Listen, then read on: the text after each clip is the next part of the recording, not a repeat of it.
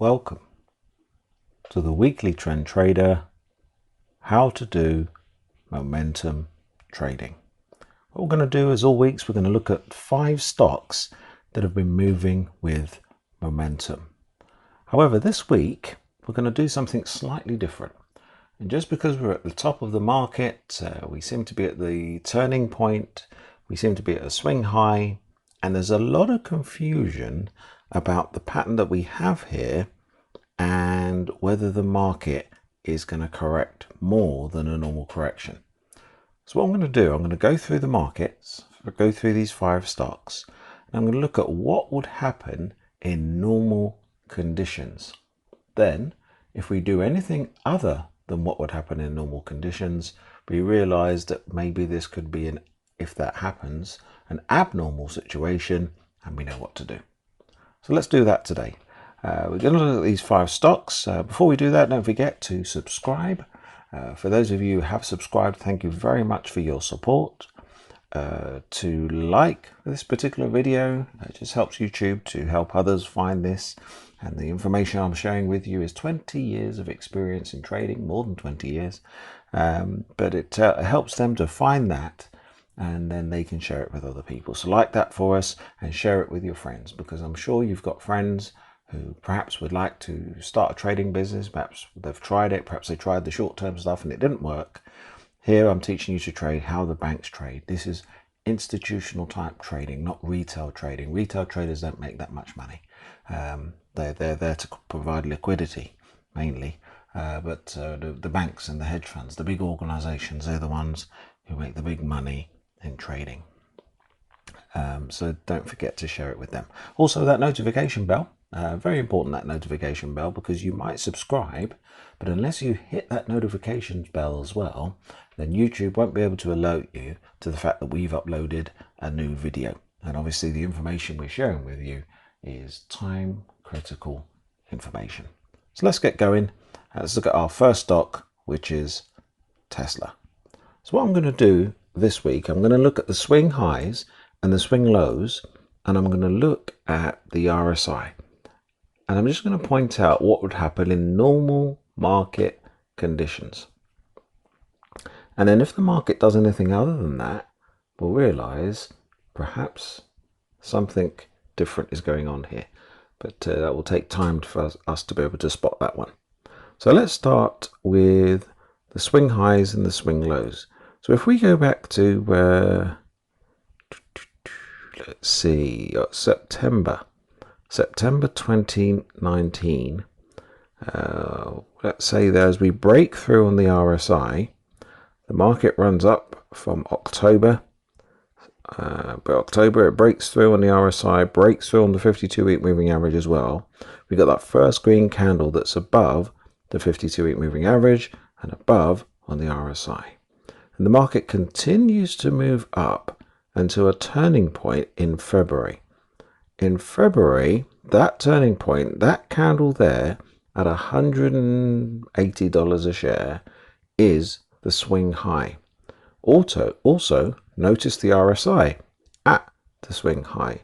The RSI is very overbought. In fact, it's at the 95 level, which is one of the highest overbought readings you can see. Still normal, but just very overbought. So we've got an RSI in February at 95, overbought, and we've got a swing high, which means the stock's moved to its high, and it's about to drop back now in normal rhythm to the swing low. The market goes swing high, swing low, swing high, swing low. But the highs are always higher and the lows are always higher in an uptrend. So here we go, we've got that first high. Then we drop back here in March. We drop back to the 50 on the RSI. Also, the price drops back to the rising 52-week moving average. That is now the swing low. And from that swing low, the market holds, builds a little base, and starts its recovery. The base is only a 1-week base, but there in March, there we can see it hit $75 a share.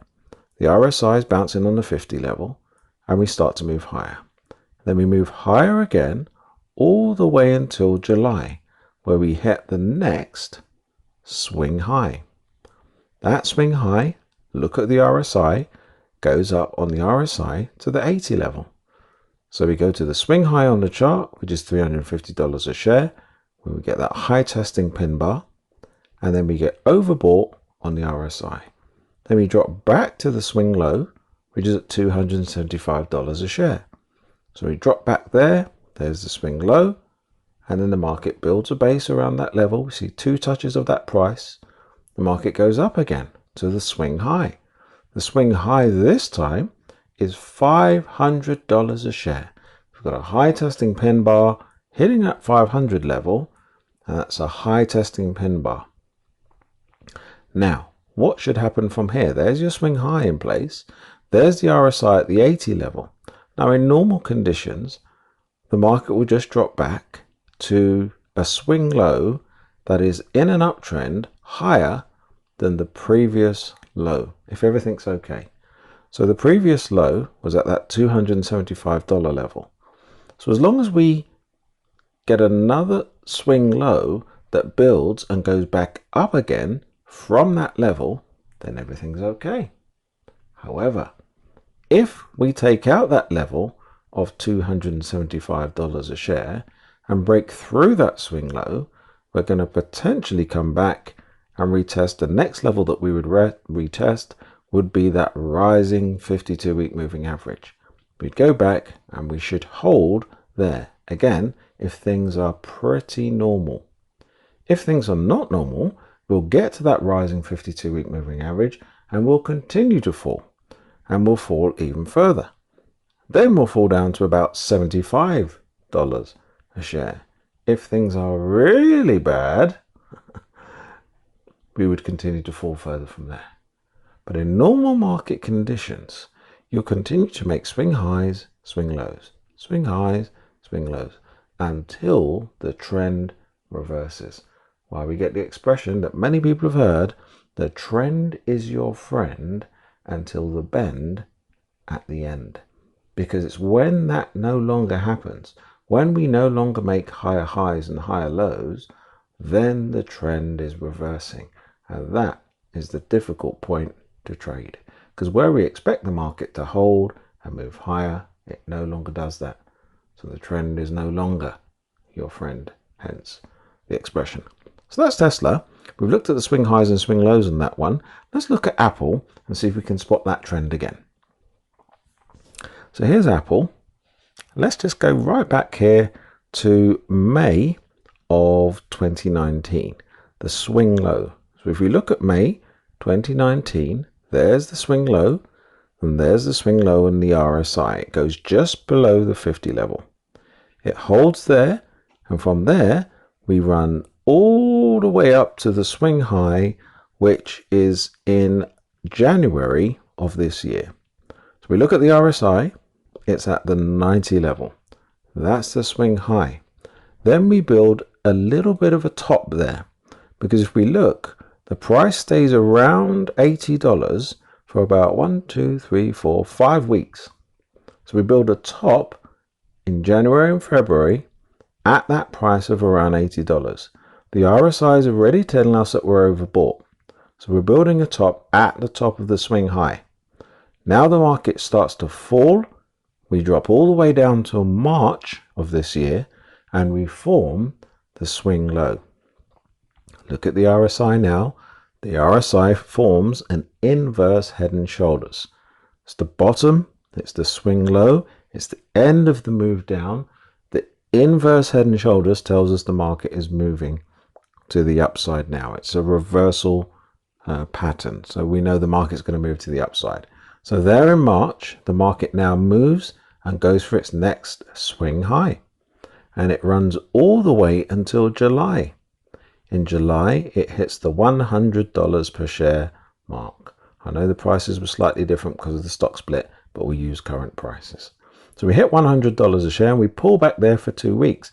That was the next swing high. We pull back all the way back to $90 a share and we put in a swing low. If we look on the RSI in July, we can see the swing low.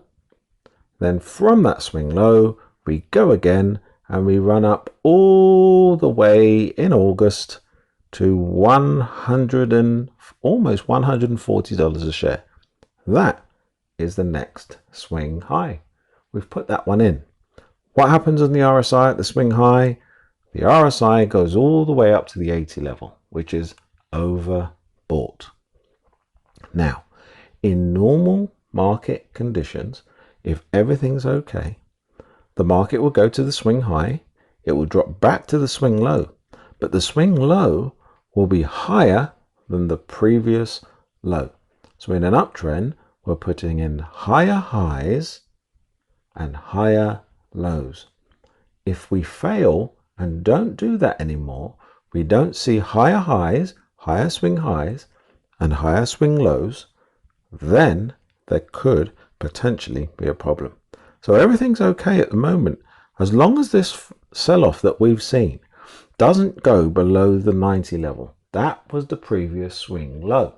If we drop to the 90 level, build a base and go back up again, then everything's fine. However, remember, the trend is your friend until the bend at the end. So if we fail at that 90 level and we drop lower, maybe we'll drop to the rising 52-week moving average, as we mentioned with Tesla. If there is a real problem, we'll go through that rising 52-week moving average and continue to fall. Then the trend will be starting to turn. We'll be looking now at a downtrend. So as far as things are at the moment, things seem pretty okay. But what some feel is that we're going to go through that previous swing low and that the trend of moving up is over and we're no longer going to make higher highs and higher lows. That remains to be seen. All we can do is watch and see. But that's what people are talking about. So that's Apple. Let's look at Amazon again. Look at the highs and lows and see what we can observe. So here's Amazon. Let's just go with this year. So if we start with January 2020, you see that 2-week pullback that puts in a swing low. We drop all the way down to that rising 52-week moving average, and we can see in January on the RSI, you see that little pullback there, and then it breaks away and we get 3 weeks in a row up. That's at the end of January and into February. Get those 3 weeks up. That is the swing high. We go and we test 2200, 2 weeks in a row. We're building a top at the top of the swing high, hence the name. Then we drop back and we drop all the way back to March. That is our swing low. Then we look at the RSI. We can see a V spike on the RSI in March. That's the low. That's the bottom. The V spike is a reversal. We're going up again and we build another move all the way up until July, where we go up to $3,300 a share. That's the next swing high. The market drops back then to the swing low at $2,900 a share.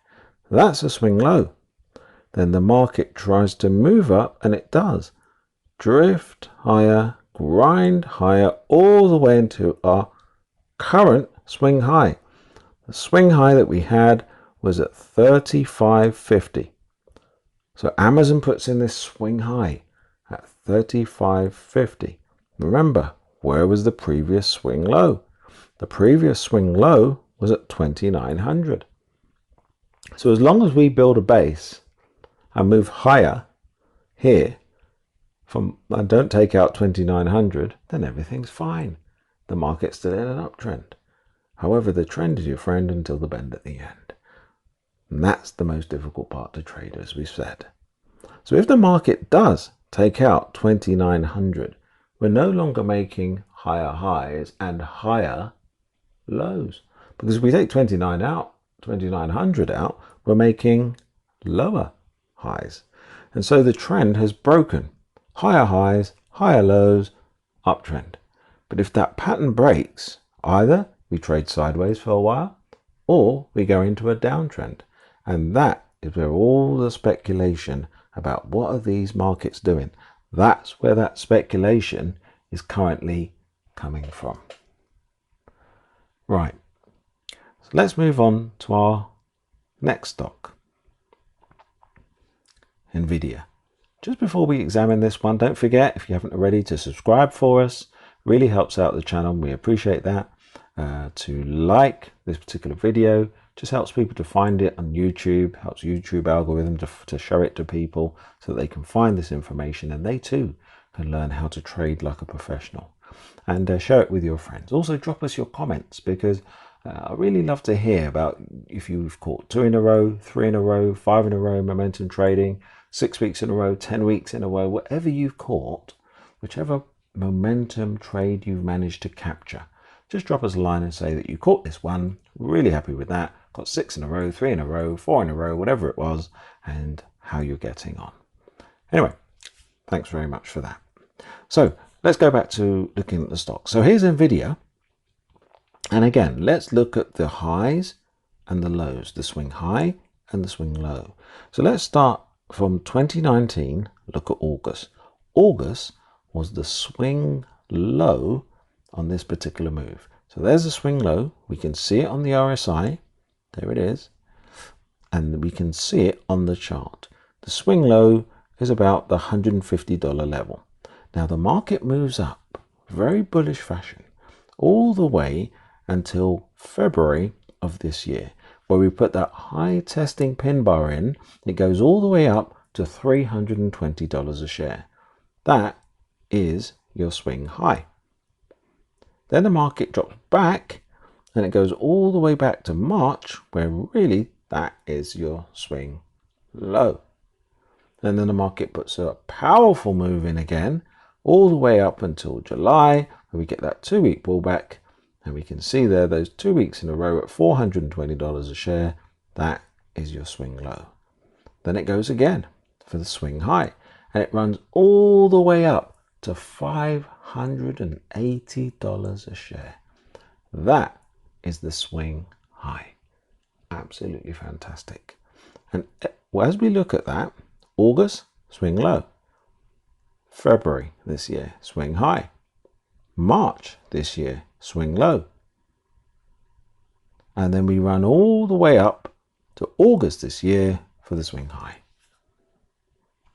And we do that small swing low, we do that small swing high in July, drop back, then we run up to the swing high where we currently are. So when we look at the current situation, remember we're analyzing to see if everything's normal.